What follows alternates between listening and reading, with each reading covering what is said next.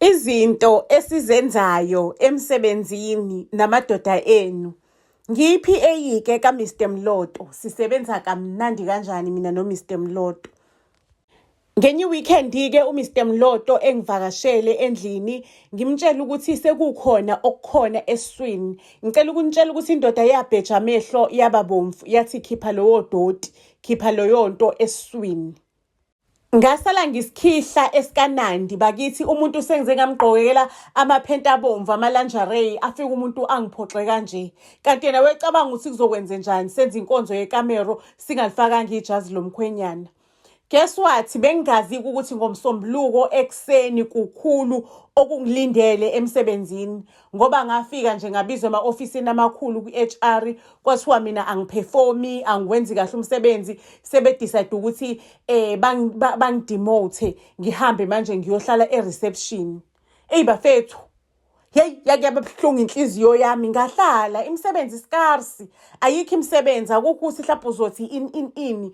Bengingasadlalwa-ke laphayana ubone ukuthi abantu abakuncengile, abasiba abangani bakho, abadlali ney'ngane. Sengibizwa u-HR, angisabizwa yisona isithandwa sami uMr Mloto. Ngicela ukunitshela bafethu ukuthi ubuhlungu engangibuzwa lapho bebu-too much. Yabona-ke bafethu kuloya nkampani, kuloya msebenzi benza sure ukuthi bayangifrustrate, bangifrustrate okokuqala okokugcina. Yeyi bakwethu kungena lenye i-email, ngingena le, kungena le, wonke umsebenzi ngathi nje utsheniwe ukuthi ihambani niyomspinisa inhloko. Hayi bakwethu mina ngiyazi into enje, angiyazi mina into enje, ngangihlanyiswa kuloya msebenzi. uMr Mloto azangibuza ukuthi ususikhiphile yini isisu. Emva kokukhipha isisu-ke ngicela ukunitshela ukuthi ngathola umsebenzi omusha. Sengiyasebenza-ke manje, ngisebenza kahle, ngithola umsebenzi we-marketing. Angisenzi loya msebenzi okuba yi-PA noma okuba yi-clerk, ngenza umsebenzi wento engangiyifundele, ngangawuthola umsebenzi kuyona. Ngicela ukunitshela ukuthi mabe sengithola umsebenzi omusha, inkinga yami ukuthi ngiqeda kukhipha umphako phela, ngiqeda kukhipha isisu. Ebusuku uma ngabe ngilele bakwethu, ngiphupha lengane ifika izongimunya, izongcela emabeleni ami. Futhi mangabe ngivuka ekseni bafethu, kuyazwakala ukuthi khona umuntu okade encela la. Sengine stress-ke manje, angisaperformi kahle emsebenzini because amabele aseyagwansa emini kabhasi engigwanselwa amabele. Hayi bafethu, ingifrustrate-ke lento emsebenzini, angisaperformi kahle. Ngizotshela bani because mina ngumzalwane, ngisindisiwe, angihambi inyanga, ngathi siyifuna inyanga lento le. Into engizoyithini? And futhi mina bakwethu ngiyasaba ukutshela abantu ukuthi ngachitha isisu, ngakhipha umphefumulo, into enkulu kanje.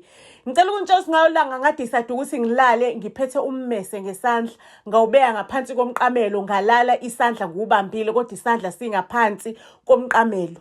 Yathi ngafika ingane ebusuku, ngicela ukunitshela ukuthi emaphusheni ami ngayibhokoda, ngayigwaza, ngawuwona lo mmese engangiwuphethe.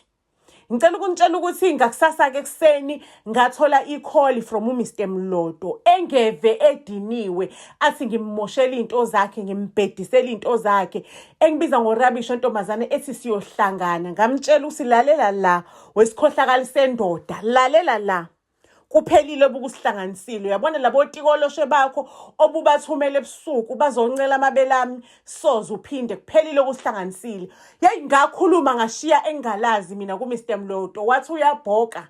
Kwasho ukuthi hayi nami idrama nginayo, nami ngabhoka naye, nganyuka naye, ngathi ayisekho into esihlanganisile, angisasebenzi kule nkampani yakho eyenziwe ngotikoloshe, ayiwe, I am at the better place-ke manje, ngikwispace esi-right. Ngayinqoba kanjalo-ke indaba yotikoloshe, impilo yami nje iyaqhubeka, ngiyayisebenzela, ngiyayiphilela, impilo iyaphambili.